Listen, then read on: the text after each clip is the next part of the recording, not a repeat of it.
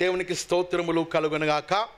వాక్య సందేశంలోనికి వెళ్ళడానికి ముందుగా నన్ను ఈ యొక్క సంతోష్ నగర్ బ్యాప్టిస్ట్ సంఘానికి నన్ను ఎంపిక చేసి పంపించినటువంటి pastor affiliate David Gollapalli Prashanth గారికి, అదే రీతిగా సీనియర్ పాస్టర్ గారైన నారాయణగూడ సీనియర్ పాస్టర్ గారైన జి శామలయ్య గారికి, వారి యొక్క బృందమునకు, ఓసిపిఎం టీం అందరికీ, అదే రీతిగా సంతోష్ నగర్ బ్యాప్టిస్ట్ సంఘ ప్రెసిడెంట్ గారు ఆరోన్ బ్రదర్ గారికి, అదే రీతిగా మధు శేఖర్ గారు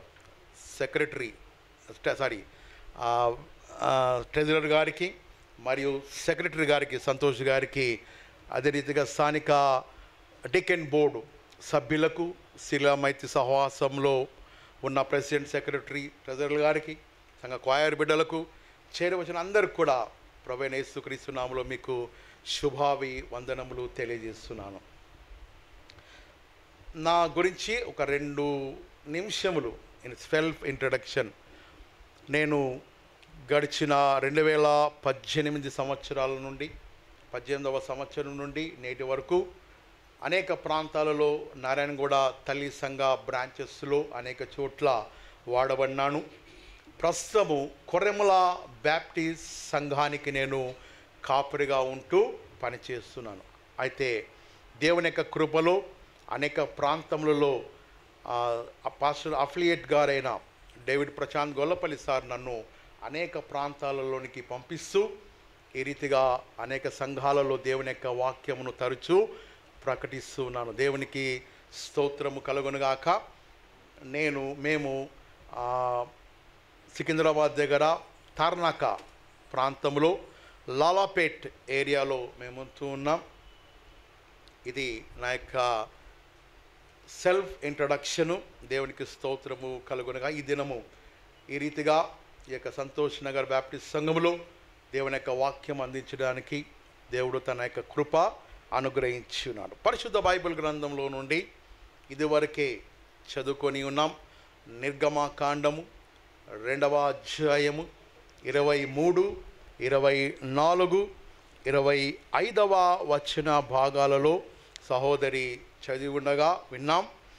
ఈ యొక్క వాక్యానికి అంశ భాగము నిబంధన దేవుడై ఉన్నాడు.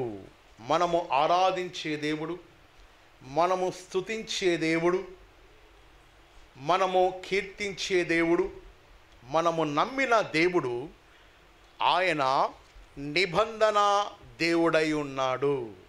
ఆమేన్, హల్లెలూయా. దేవునికి స్తోత్రములు కలుగునుగాక. Hour God is a God of covenant. నిబంధన అనగా ఒడంబడిక.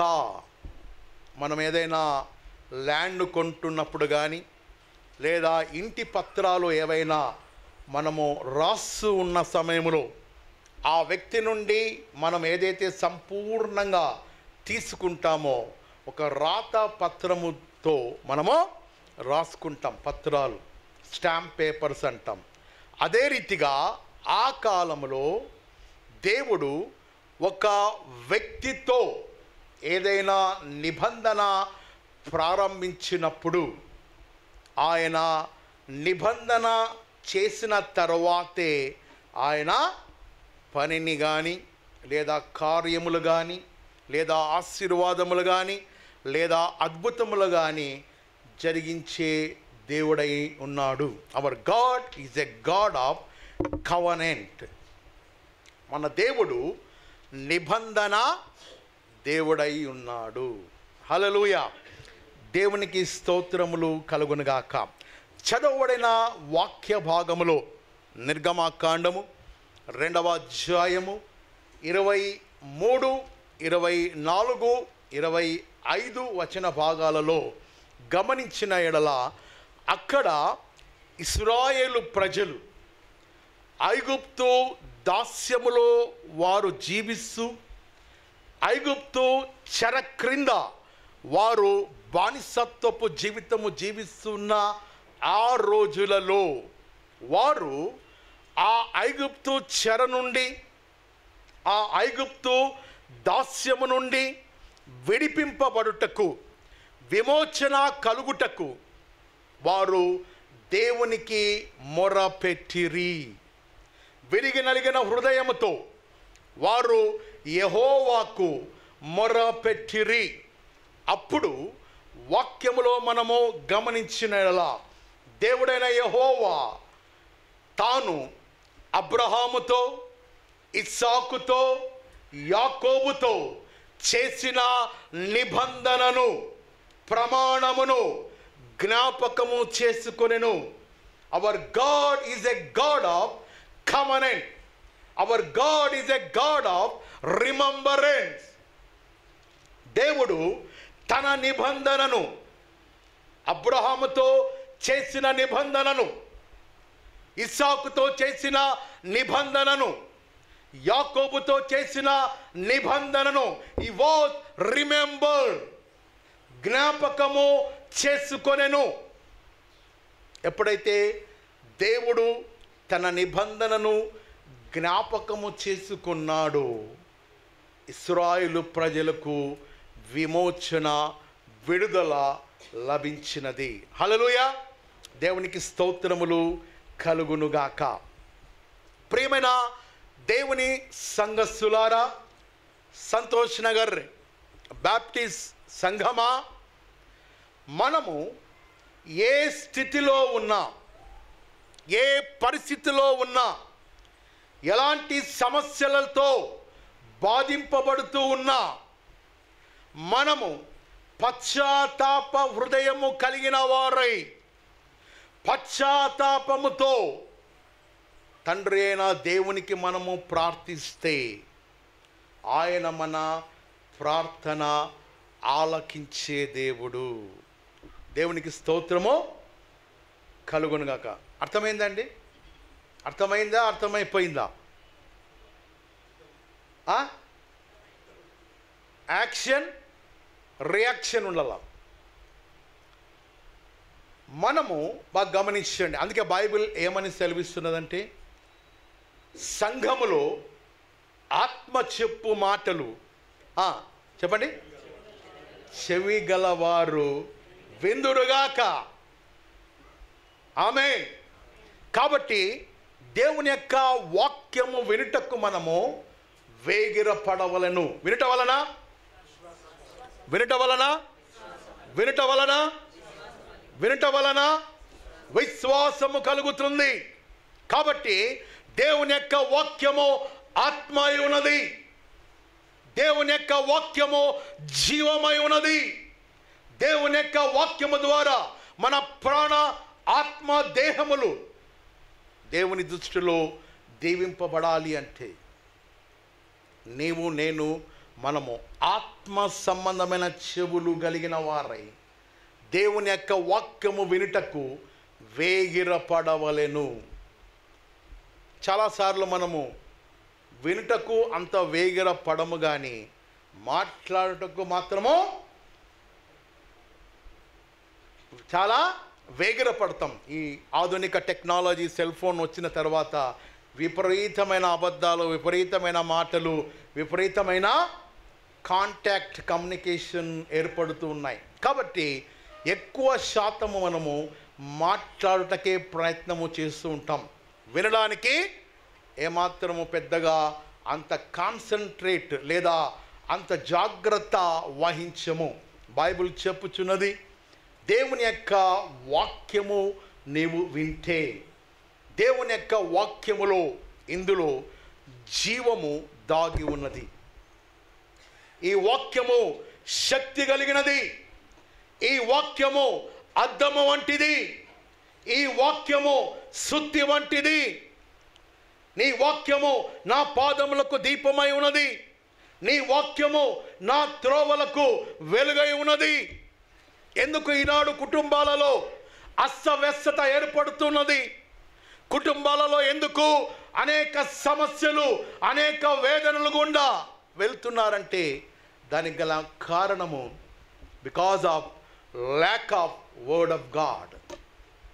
దేవుని యొక్క వాక్య పరిజ్ఞానము లేక బైబిల్ చెప్పుచున్నది, స్త్రీలు చెప్పాలండి, జ్ఞానవంతురాలు తన గృహమును కట్టుకుంటుంది అనగా జ్ఞానవంతురాలు అని బైబిల్ సంబోధించే టైంలో జ్ఞానవంతుడు కూడా ఇన్క్లూడ్గా ఉన్నది. కాబట్టి పురుషులు కూడా జ్ఞానము కలిగిన వారై మన యొక్క ఆధ్యాత్మికమైన జీవితాలు దేవుని వాక్య కోణములో పరిశీలించుకొని మనము అభివృద్ధి దశలో కృప నుండి అధిక కృప, విశ్వాసము నుండి అధిక విశ్వాసములోనికి మనము ముందుకు సాగి పోవలెను. అటు కృప దేవుడు మీకు, నాకు, మనకందరికీ అనుగ్రహించునుగాక. కాబట్టి దేవుని యొక్క వాక్యము వినాలి. అదే రీతిగా ఏ సమయములో అయినా, ఏ స్థితిలో అయినా, మూల వాక్య భాగములో ఏ సమయములో అయినా విరిగి నలిగిన హృదయము కలిగిన వారై దేవునికి మనము ప్రార్థన చేసిన యెడల మన దేవుడు ప్రార్థన ఆలకించే దేవుడు. ప్రార్థన అనగా దేవునితో సన్నిహిత సంబంధము కలిగి ఉండుటయే. ప్రార్థన అంటే దేవునితో సాంగత్యము చేయుట. ప్రార్థన ద్వారా దేవుడు తన మార్గములను సరళపరుస్తాడు. ప్రార్థన ద్వారా అద్భుతములు మన యొక్క సంఘములలో, మన కుటుంబాలలో, మన జీవితాలలో ప్రార్థన ద్వారా దేవుడు తన కార్యములు, అద్భుతములు జరిగించే దేవుడు. ప్రార్థన ద్వారా మార్గములు సరళపరచబడతాయి. ప్రార్థన ద్వారా విడిపోయిన కుటుంబాలు సమాధానపరచబడతాయి. ప్రార్థన ద్వారా కోర్టు కేసులు మన పక్షంగా దేవుడు యెహోవా ఈరేగా, ఇమ్మానుయేలుగా దేవుడు మన పక్షంగా కార్యము జరిగిస్తాడు. కాబట్టి ప్రాముఖ్యమైనది ప్రార్థనా జీవితము మన జీవితాలలో, మన సంఘాలలో, మన కుటుంబాలలో మనము కలిగి ఉండవలెను. అయితే ఈ ప్రార్థన మన ఆత్మీయ జీవితాలకు ఊపిరి వంటిది. ప్రార్థనలో మనము ఎదగకోకుండా, ప్రార్థనలలో మనము అభివృద్ధి చెందకుండా అపవాది అనేక ఆటంకాలు మన జీవితంలోనికి ప్రవేశింపచేస్తూ ఉంటాడు. సంఘాలలోనికి, కుటుంబాలలోనికి, భార్యాభర్తల మధ్య, అన్నదమ్ముల మధ్య, రక్త సంబంధికుల మధ్య, సంఘాలలో ఈ ప్రార్థన ఆత్మ ద్వారా మనము అభివృద్ధి చెందకుండా, విస్తరింపబడకుండా అపవాది ఆటంక పరుస్తుంటాడు. గమనించండి, ప్రార్థన మన ఆత్మీయ జీవితానికి ఊపిరి వంటిది. ఏమంటిదండి? ఊపిరి వంటిది. బ్రెత్. మన యొక్క శరీరము ఏ రీతిగా జీవిస్తూ ఉన్నదో, తినుచున్నాం, త్రాగుచున్నాం, నిద్రిస్తున్నాం, తిరుగుతున్నాం, డ్రైవింగ్ చేయుచున్నాం. కారణం ఊపిరి ఉన్నది కాబట్టి మనము చలించుచున్నాం. అదే రీతిగా విశ్వాసి క్రైస్తవ జీవితంలో, సంఘములో ప్రార్థన అనే ఊపిరి మనము కలిగి ఉండవలెను. మీరు జియోగ్రఫీ ఛానల్స్ కానీ, అనిమల్స్ ఛానల్స్ కానీ చూసేవారుగా ఉంటే చాలా మటుకు ఒక సింహము ఒక లేడిని కానీ, దుప్పిని కానీ, ఇతర జంతువులను ఏదైనా అది వేటాడే తరుణంలో, సమయంలో ఏ భాగమున అది ఎక్కువ శాతము కాన్సన్ట్రేట్ చేసి పట్టుకుంటుంది అంటే చెప్పగలుగుతారా? ఎగ్జాక్ట్ బ్రదర్ మధుశేఖర్ గారు కరెక్ట్ చెప్పారు.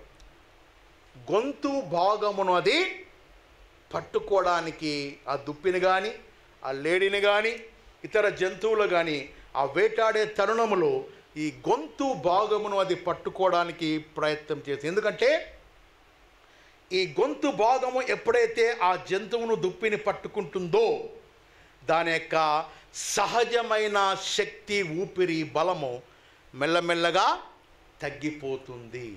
ఆ తరువాత దాన్ని ఈడ్చుకొని వెళ్ళి ఎక్కడైనా తినివేయుటకు, ఆహారముగా భుజించుటకు ఆ సింహానికి అనుకూలంగా ఏర్పడడానికి ఈ భాగమే, ఊపిరి భాగము, అది బంధించి వేస్తుంది.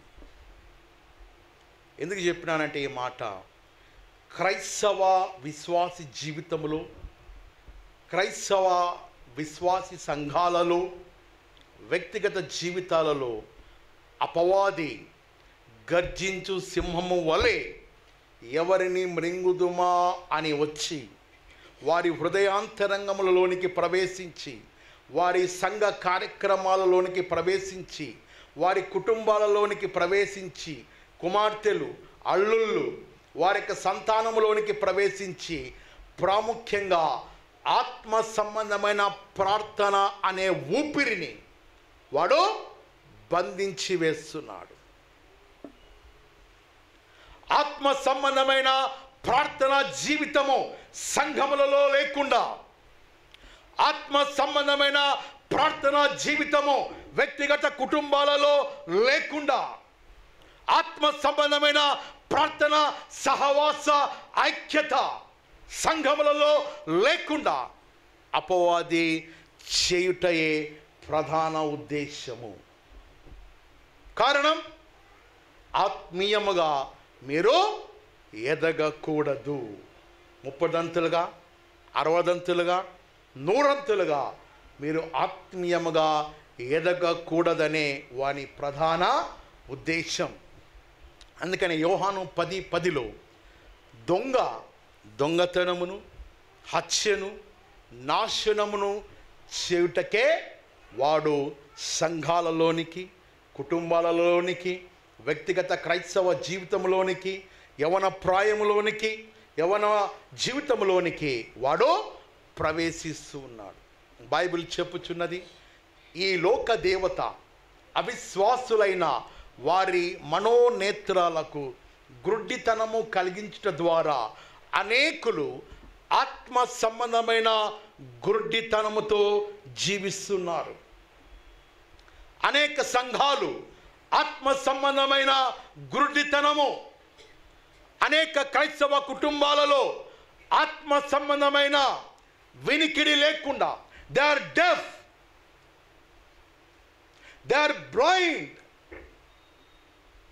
ఆత్మీయ జీవితంలో అభివృద్ధి దశలోనికి ఎదగకోకుండా, వాక్యములో, ప్రార్థనలో, విశ్వాసములో, ఆరాధనలో, స్తుతించుటలో సంఘము పరిపక్వ దశ చెందకుండా ఆత్మీయముగా ప్రార్థన అనే ఊపిరిని వాడు నీ నుండి, సంఘము నుండి వైతొలగించి వేస్తున్నాడు.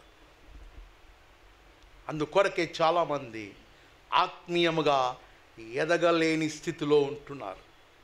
ఉదాహరణకు మీ కుమారుడు కానీ, మీ కుమార్తె కానీ, తల్లులు లేదా తండ్రులు, బాబు కానీ పాప కానీ ఉయ్యాల్లో ఎంతకాలం ఉంటే ముచ్చటగా ఉంటుందండి? చెప్తారా తల్లులు కానీ తండ్రులు కానీ? చెప్పాలమ్మా, నోరిప్పాలండి. 1 ఇయర్, వెరీ గుడ్. 1 ఇయర్ వరకు లాలా, చిట్టి, నాన్న, అది అని ఉంటారు. దోగాడే సమయంలో వచ్చినప్పుడు ఆ 1 ఇయర్ తర్వాత ఉయ్యాలో నుండి దోగాడుతున్న సమయంలో బాగుంటుంది. అది కూడా మంచిగా ముద్దుగా ఆ దోగాడి బోర్ల పడి ఆ టప్పడడుగులు వేస్తూ ముందుకు పోతున్నప్పుడు తల్లిదండ్రులుగా మనకెంతో సంతోషం, బాగుంటుంది. ఎంతవరకు అది చెప్పాలమ్మా? చెప్పండి. 2 సంవత్సరాల వరకు అయితే బాగుంటుంది.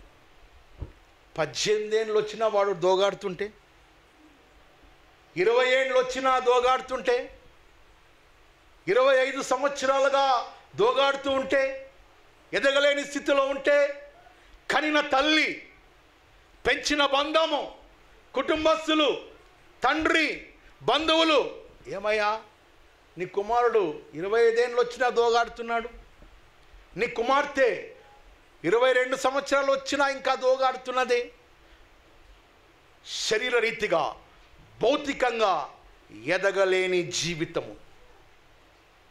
అదే రీతిగా ఆత్మీయముగా నీవు నేను 20 సంవత్సరాలు 30 సంవత్సరాలు తల్లిదండ్రులు పూర్వీకులు ఆపై పూర్వీకులు క్రైస్తవ జీవితం జీవిస్తూ వారి వంశావళిలో వచ్చి ఇంకా అభివృద్ధి చెందక, ఇంకా విశ్వాసములో ఎదగక, ఇంకా ప్రార్థన సహవాసములో ఎదుగక, ఇంకా పాలు తాగే వయస్సులో ఉంటూ ఆత్మీయముగా గురుడితనముతో, ఆత్మీయముగా వినికిడి లేని జీవితంతో ఎదగలేని స్థితిలో ఉంటే నిన్ను బట్టి మనల్ని బట్టి ఆ పరలోకమందున్న తండ్రి ఎంత దుఃఖపడుతుంటాడు. యేసుప్రభుల వారు ఎంత వేదన పడుతుంటారు. నా ప్రజలు ఇంకా అభివృద్ధి చెందలేదే, నా సంఘము ఇంకా వధువు సంఘముగా అభివృద్ధి చెందలేదే, నా ప్రజలు ఇంకా జ్ఞానము లేక చెరపట్టబడిపోతున్నారు, నా ప్రజలు ఇంకా అజ్ఞానులుగా జీవిస్తున్నారే.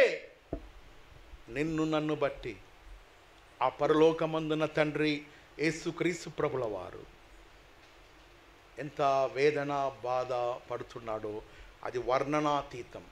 కాబట్టి ఈ ఉదయకాల సమయంలో నిన్ను నీవు పరిశీలించుకో. ప్రార్థనలో ఎదగలేని జీవితం నీలో ఉన్నదా? ప్రార్థనలో ఫలింపలేని సంఘముగా ఈ సంఘము ఉంటున్నదా? ప్రార్థనలో అభివృద్ధి చెందక జీవిస్తున్న వ్యక్తులుగా ఈ ఉదయకాల సమయంలో నీవు ఇక్కడ కూర్చున్నావా? మనల్ని మనము పరిశీలించుకుందాం, పరీక్ష చేసుకుందాం. కాబట్టి ప్రార్థన మన జీవితాలకు ప్రాముఖ్యమైనది. ప్రార్థన మన ఆత్మీయ చెప్పండి ఊపిరి వంటిది. మోర్ ప్రేయర్ చెప్పండి, గట్టిగా చెప్పండి. మోర్ ప్రేయర్, అంతేనా స్వరము? More prayer, more power. More prayer, more power. ఎక్కువ ప్రార్థన, ఎక్కువ శక్తి. No prayer, no power. Chicken in the morning, chicken in the noon time, chicken in the night. ఉదయకాలము చికెను, మధ్యాహ్న కాలము చికెను, మటను, బిర్యానీ, రాత్రి బిర్యానీ, దమ్కా చికెన్.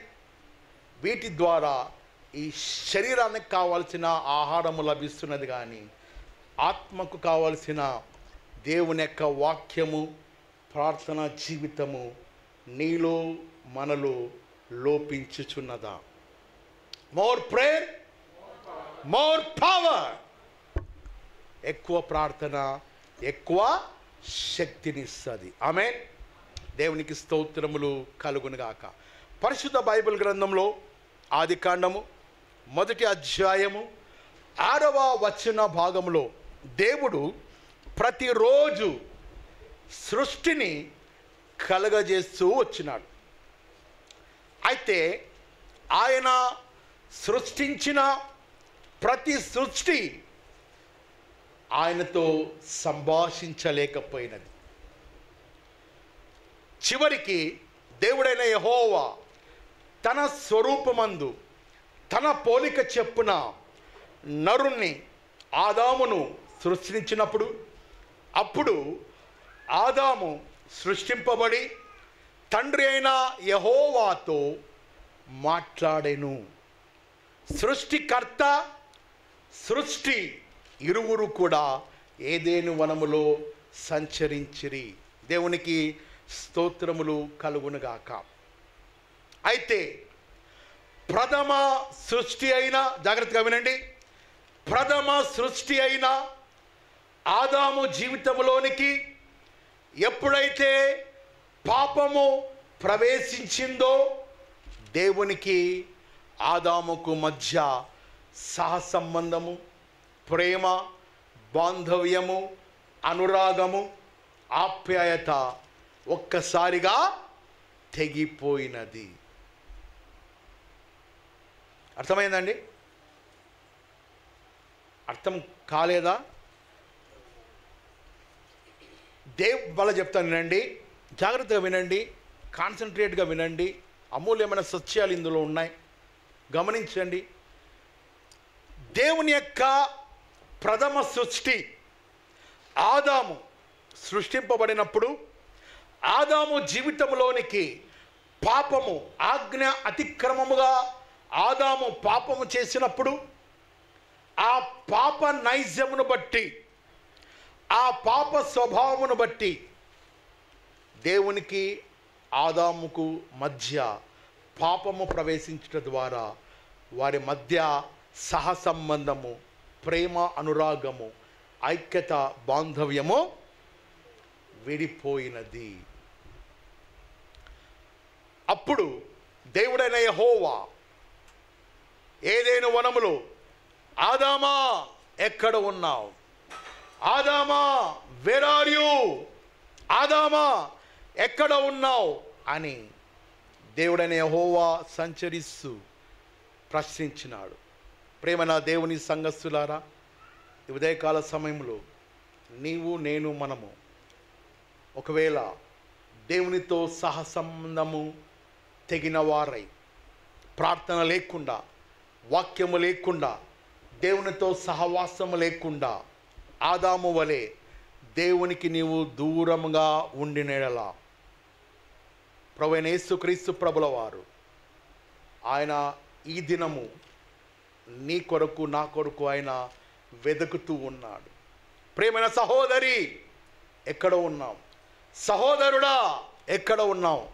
సంతోష్ నగర్ బ్యాప్టిస్ట్ సంఘమా ఎక్కడ ఉన్నారు? బైబిల్ చెప్పుచున్నది, నేను అనగా దేవుడైన యేసుక్రీస్తు ప్రభుల వారు హృదయం అనే తలుపు యొద్ద నిల్చుండి తట్టుచున్నాను. ఎవరైనను నా స్వరము వినిన యెడల అతనితో నేనును, నాతో అతను సాంగత్యము చేయును, సహవాసము చేయును. ఆ సహవాసమే ప్రార్థన వేళ. చెప్పలు కూడా దేవుని మహిమపరచుదా. ఆ సాంగత్యమే ప్రేయర్ ఫెలోషిప్, ఆ సాంగత్యమే ప్రార్థనా జీవితం.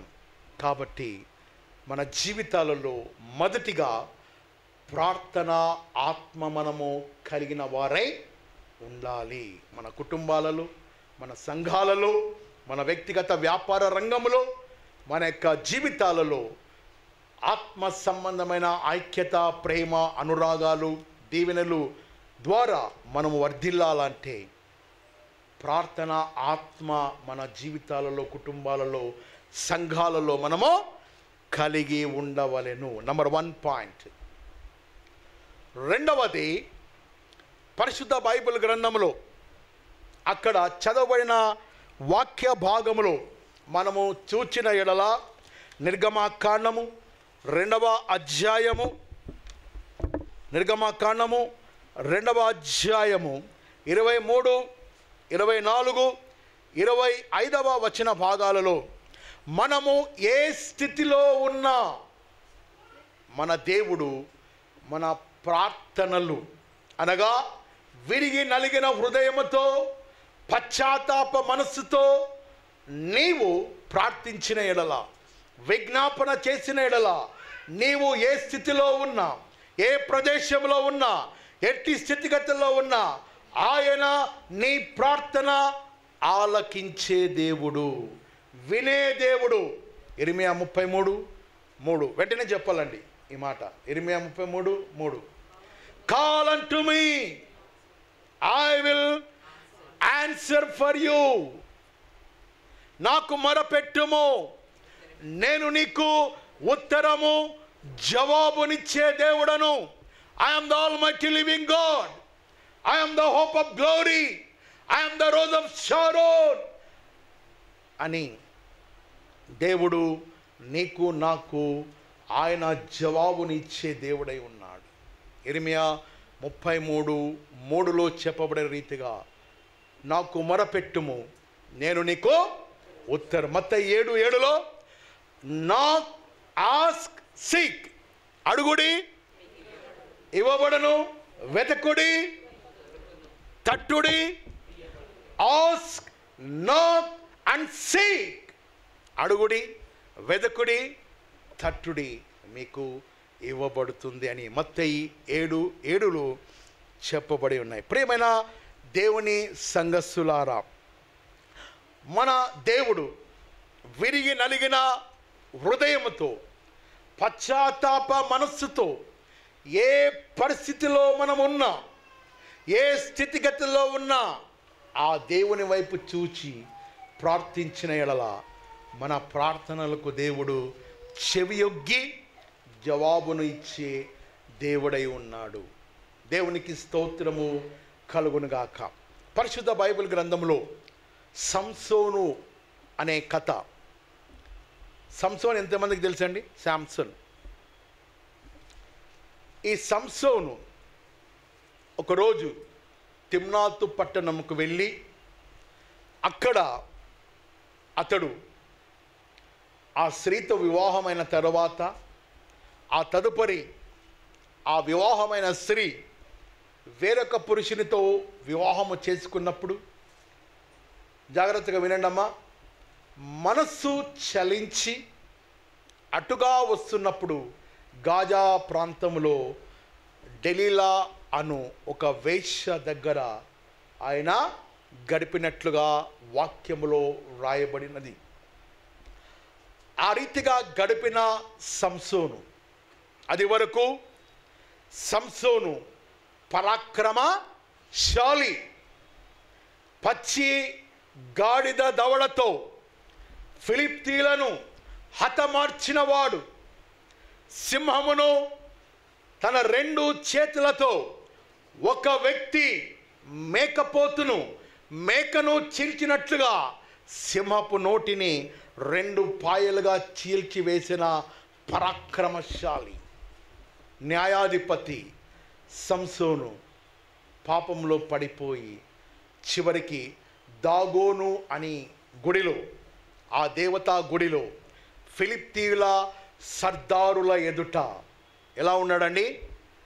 బందీగా, నిస్సాయ స్థితిలో, 2 నేత్రములు పరికింపబడి నిస్సాయ స్థితిలో ఉంటూ ఏమీ చేయలేని వ్యక్తిగా నిలబడి ఉంటున్న రోజులలో అప్పుడు పశ్చాత్తాపముతో తాను చేసిన పని, పొరపాటు, పాపములు అన్నిటినీ దేవుని యొక్క సన్నిధిలో ప్రార్థించినప్పుడు, పశ్చాత్తాపముతో ప్రార్థన చేసినప్పుడు దేవుడనే యెహోవా సంసోను ప్రార్థన విని అతనికి తిరిగి విజయము లభించేటట్లు తన ఆత్మను అతని మీద కుమ్మరించెను.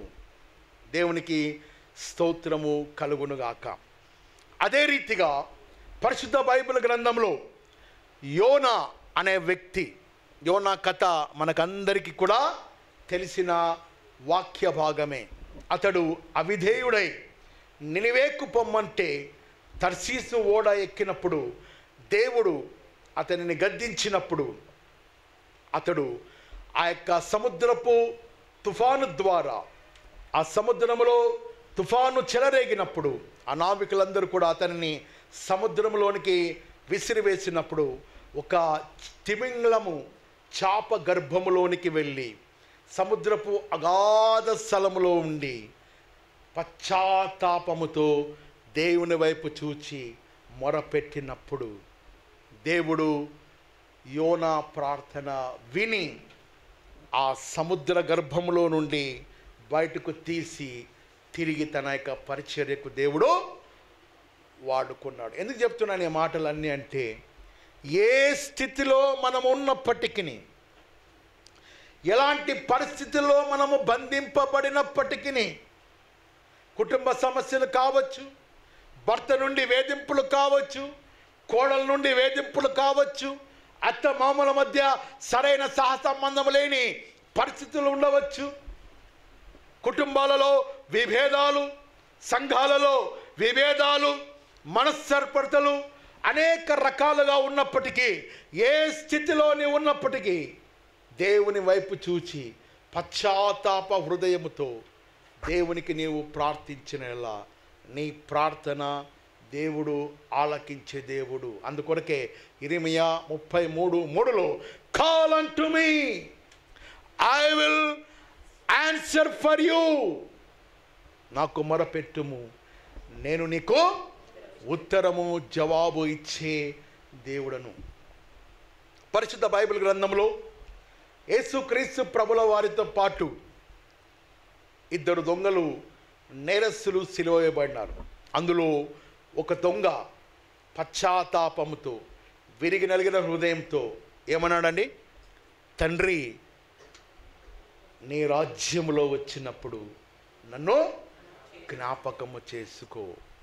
చివరి పరిస్థితులలో ప్రార్థించినప్పుడు, నేడే ఈ క్షణమే నీవు నాతో కూడా పరదైసులో ఉండు అని అభయ వాక్కులు యేసుక్రీస్తు ప్రభుల వారు సిలువలో అతనికి అనుగ్రహించి అతనిని రక్షించినాడు. దేవునికి స్తోత్రములో కలుగునుగాక.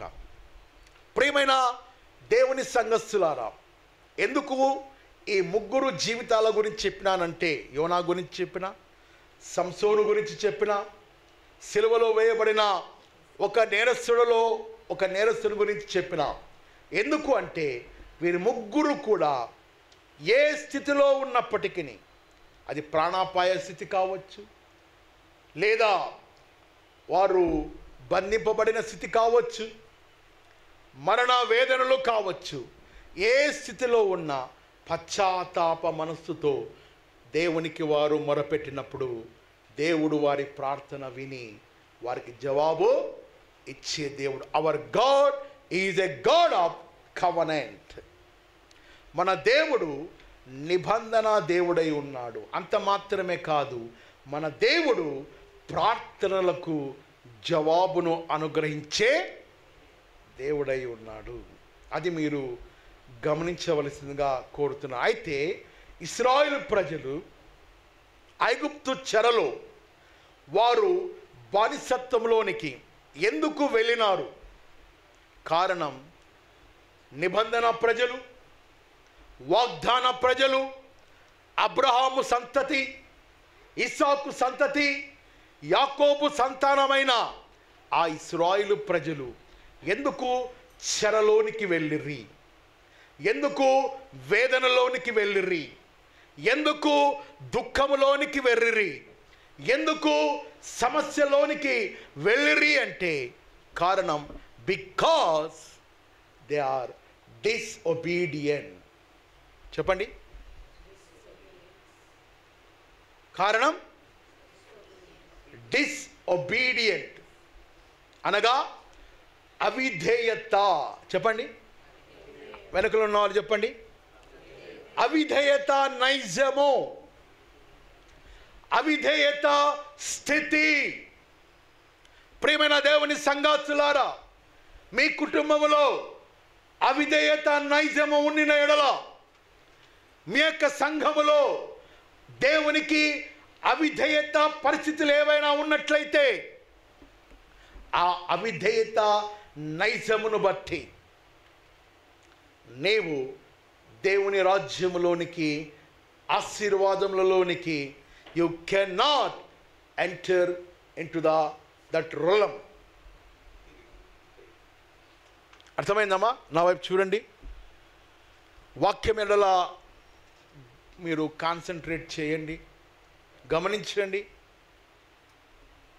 అవిధేయత మనలో ఉండిన ఎడల, ఆ అవిధేయత ద్వారా దేవుని ఆశీర్వాదములు మనము పొందుకొనలేము. డిసొబీడియంట్. ఇశ్రాయేలు ప్రజలు ఎందుకు వారు బానిసలుగా జీవించినారు? ఎందుకు వారు చెరలో బంధింపబడినారు? ఎందుకు నిట్టూర్పులు విడిచుకుంటూ ఉన్నారు అంటే కారణం వారిలో అవిధేయత నైజమును బట్టి. మీకందరికి కూడా ఉప్పు స్తంభముగా మారిన ఒక స్త్రీ చెప్తారా? లోతు భార్య. ఎందుకు ఆమె ఉప్పు స్తంభంగా మారిందండి? Because disobedient.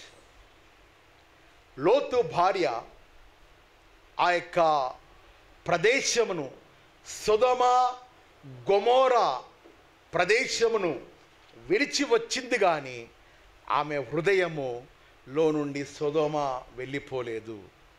ఆమె తలంపులలో నుండి సొదొమ పట్టణము వెళ్ళలేదు, తిరిగి వెనక్కి చూసింది. డిస్ఒబీడియంట్. జాగ్రత్త వినండి.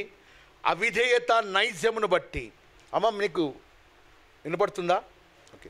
అవిధేయత నైజమును బట్టి ఆమె ఉప్పు స్తంభముగా మారి నేటికి సాక్ష్యముగా ఉన్నది.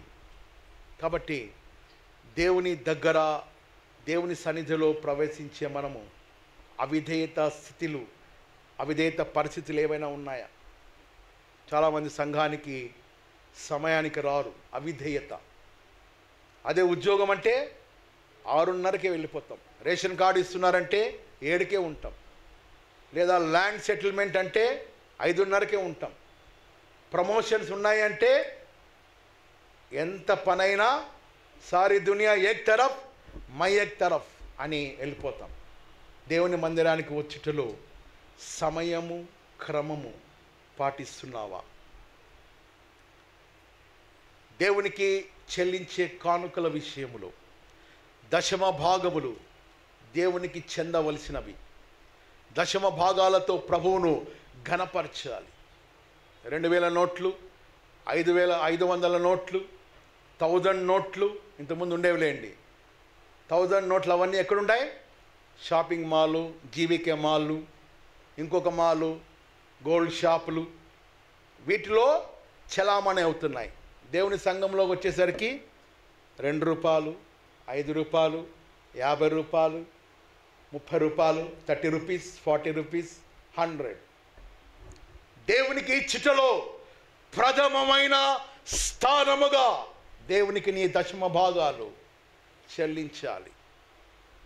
బైబిల్ చెప్పుచున్నది, సంతోషముతో ఇచ్చువారిని దేవుడు ఎంతగానో ప్రేమించును. అంత మాత్రం కాదు, దేనితో నీవు ప్రభువును కొలుస్తావో ఆ ప్రభువు కూడా న్యాయవంతుడే, దానితోనే నిన్ను కొలుస్తాడు. 100 రూపాయలతో నీవు దేవుని సంఘాన్ని, అభివృద్ధి కార్యక్రమాలను 100 రూపాయలతో నువ్వు కొలిస్తే దేవుడు కూడా 100 రూపాయలతో నీకు తిరిగి ఇస్తాడు. 1000 రూపీస్తో నువ్వు దేవుడిని కొలిస్తే ఆ దేవుని యొద్ద నుండి దీవెనలు 1000 రూపంలో వస్తాయి.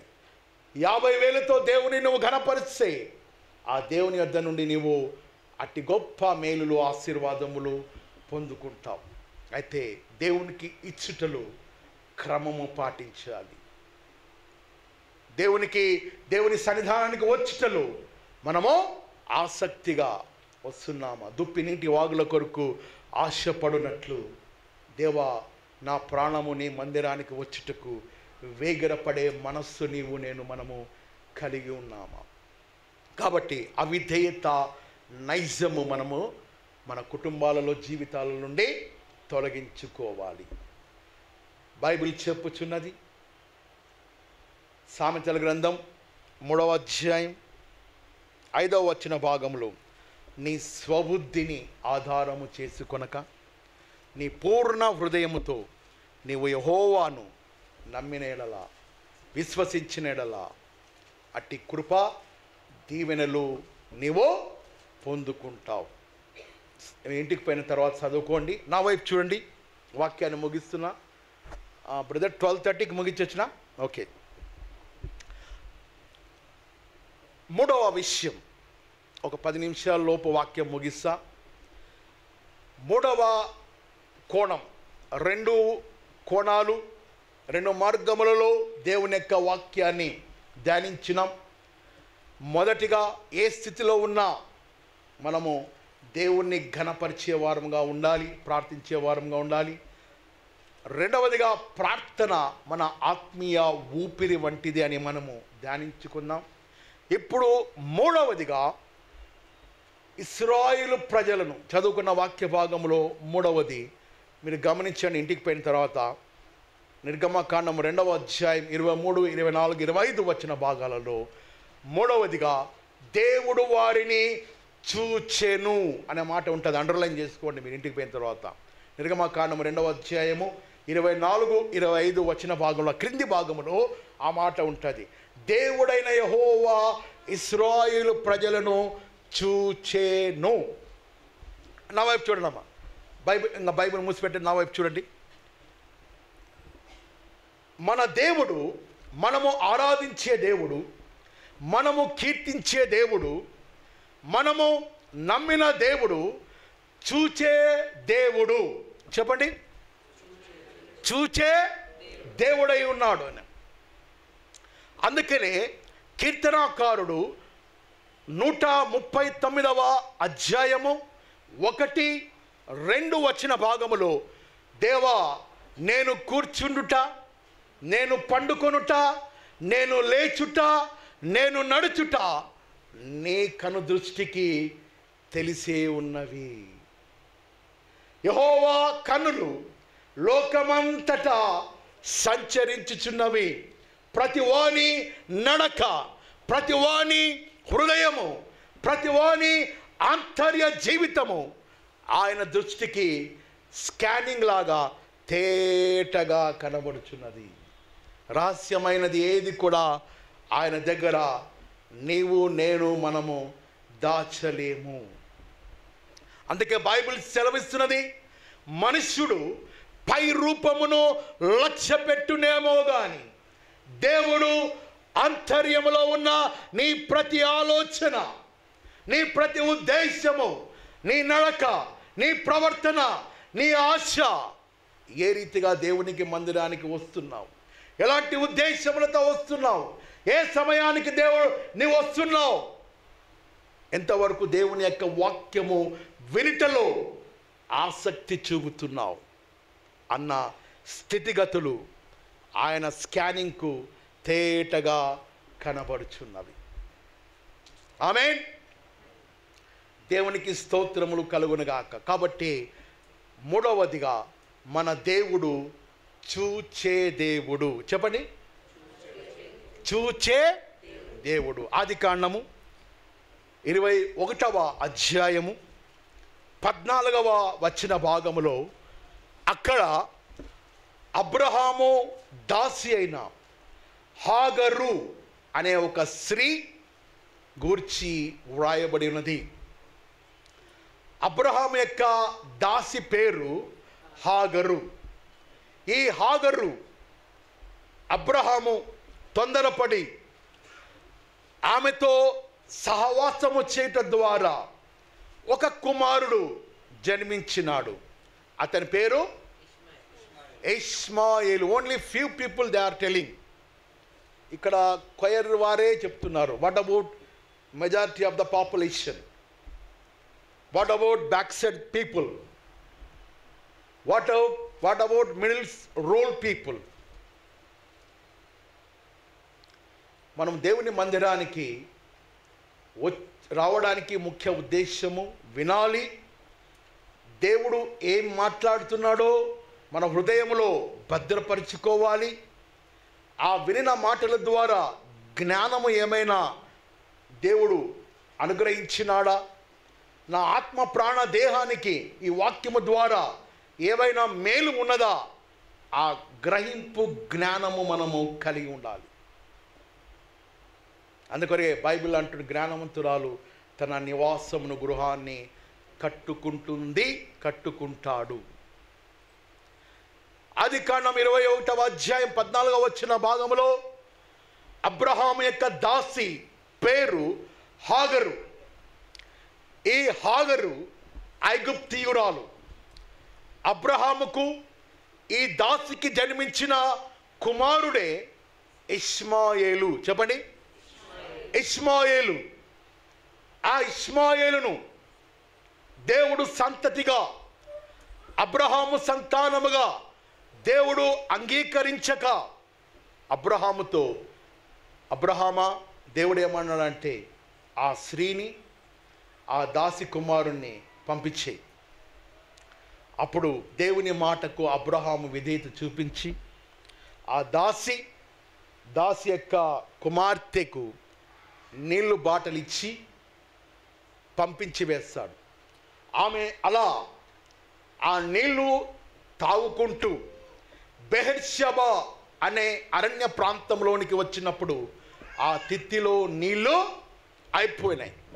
అప్పుడు ఆ స్త్రీ ఈ అరణ్య మార్గములో ఎక్కడ నీరు దొరకని పరిస్థితి, నా కుమారుడు నీటి కొరకు దాహము కలిగి ఉన్నాడు, ఎక్కడి నుండి ఈ అరణ్య ప్రదేశంలో ఏ ప్రాంగణం నుండి నీటి లభిస్తుంది, ఏ రీతిగా నీరు నేను తీసుకోగలుగుతాను, నా కుమారుని యొక్క దాహము ఏ రీతిగా తీర్చగలుగుతాను అని ఆ కుమారుని చావే శరణమని ఆలోచన చేసి ఒక పొద దగ్గర ఆ కుమారుని పరుండబెట్టి ఆ దూరంగా వెళ్ళి ఆ స్త్రీ ఏడుస్తూ దుఃఖిస్తూ, అయ్యో ఎలాంటి వేదన, ఎలాంటి పరిస్థితి, ఎక్కడి నుండి ఈ నీటిని నేను రప్పించగలుగుతాను, నా కుమారుని యొక్క ఏడుపు మాన్పింపగలుగుతాను అని రోధిస్తున్నప్పుడు దేవుడు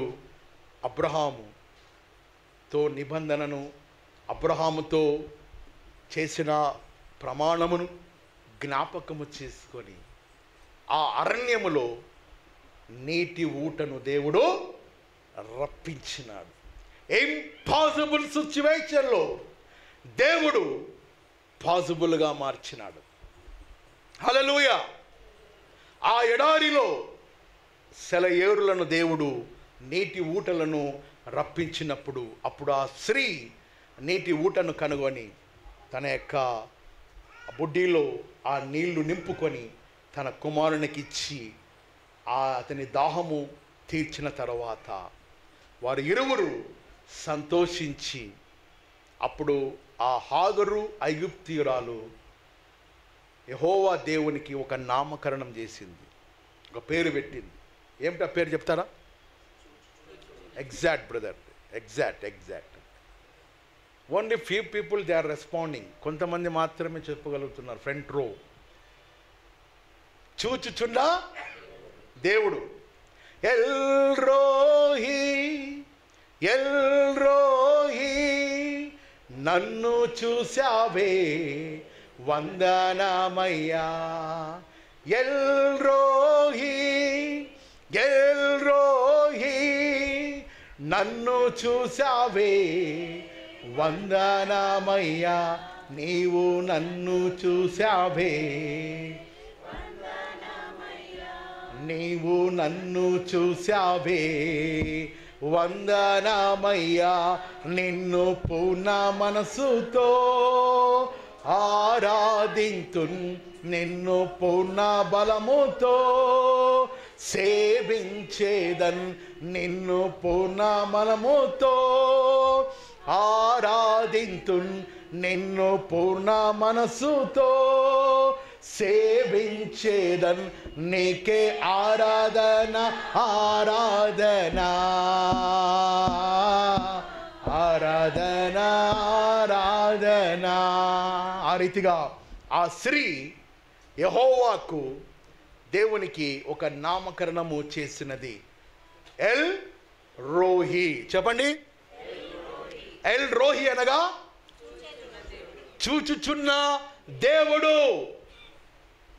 మన ప్రతి పరిస్థితిని చూచుచున్న దేవుడు, మన స్థితిగతులను చూసే దేవుడు, మన ఆర్థిక ఇబ్బందులను చూసే దేవుడు, మన కోర్టు కేసులు చూసే దేవుడు, మన యొక్క సాంఘిక స్థితిగతులు చూసే దేవుడు, మన బిడ్డల భవిష్యత్తు ఆయన గమనించే దేవుడై ఉన్నాడు.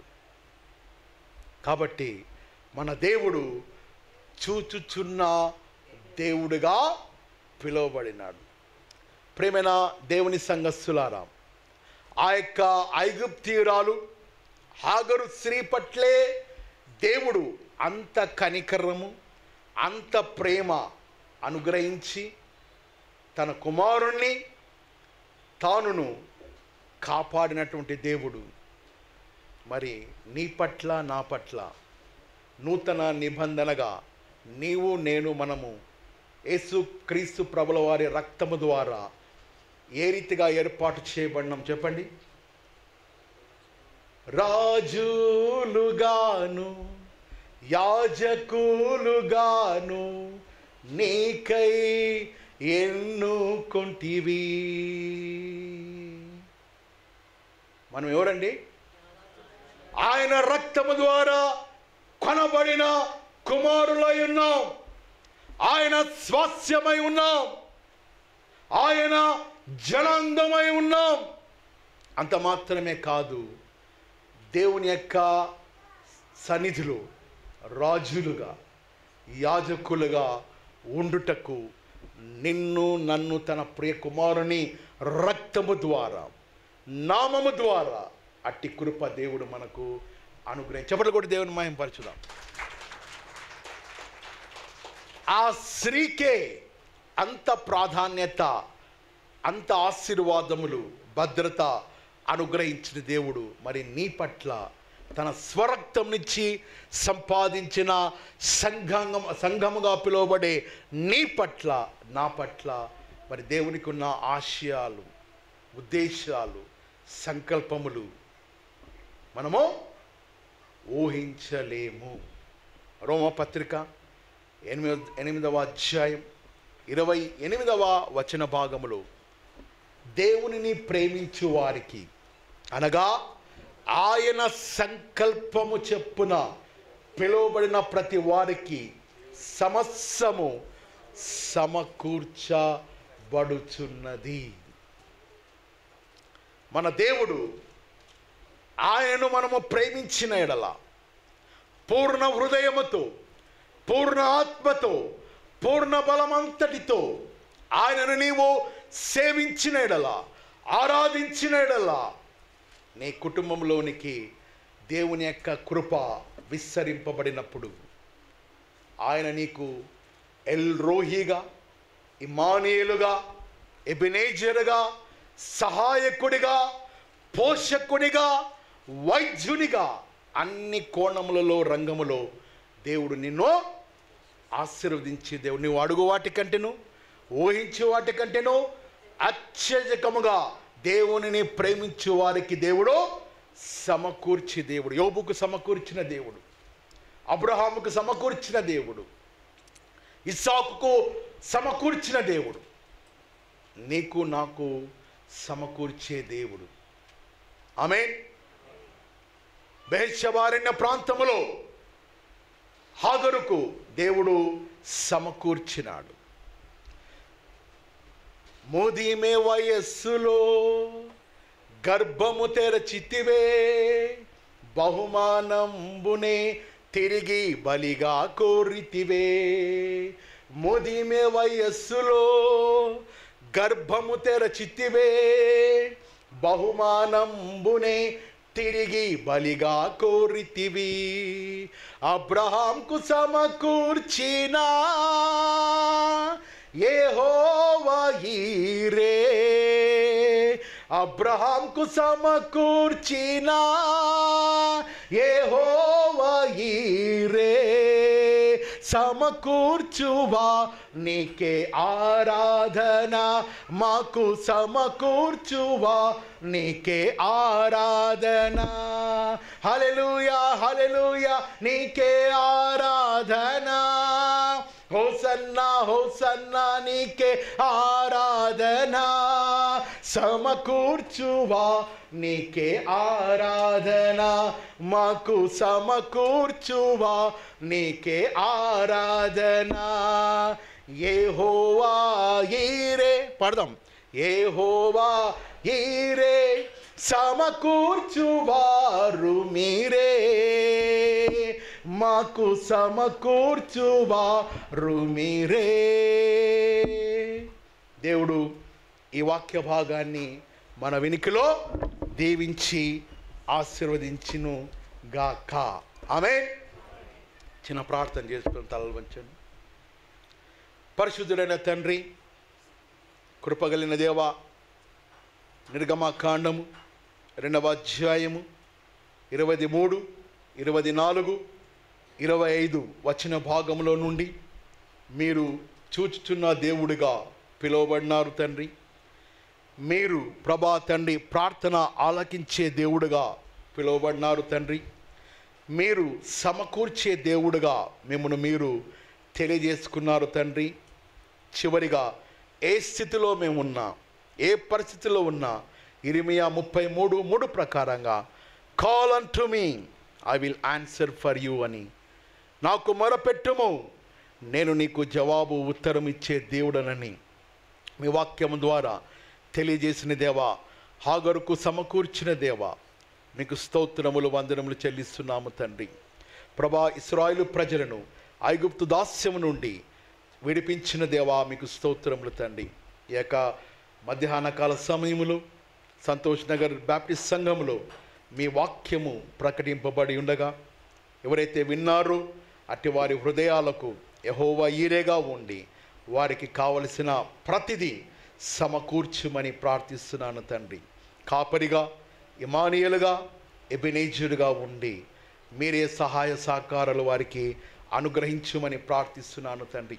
చేరి వచ్చిన ప్రతి ఒక్కొక్కరిని దీవించి తిరిగి వచ్చే ఆదివారం వరకు మీ కృపాక్షేమములు, మీ కాపుదల, మీ భద్రత, మహోన్నతిని చాట నివసించువాడే సర్వశక్తుని నీడను విశ్రమించువారు అన్న రీతిగా కాపాడమని ప్రార్థించుచున్నాను తండ్రి. మంగళవారము జరిగే బైబిల్ స్టడీస్, ఆ యొక్క ఆరాధన దీవించండి. శుక్రవారం విజ్ఞాపన ప్రార్థన సహవాస కూడికను దీవించండి. అదే రీతిగా ప్రభా ఆదరణ కూడికను దీవించమని ప్రార్థిస్తున్నాము తండ్రి. సమస్త కార్యముల ద్వారా మీ నామంకు మహిమకరంగా జరుగులాగన మంచి వాతావరణం అనుగ్రహించండి. అనేక మంది వచ్చులాగన మీ కృప అనుగ్రహించమని యేసు నామములో ప్రార్థించుచున్నాను తండ్రి. ఆమేన్.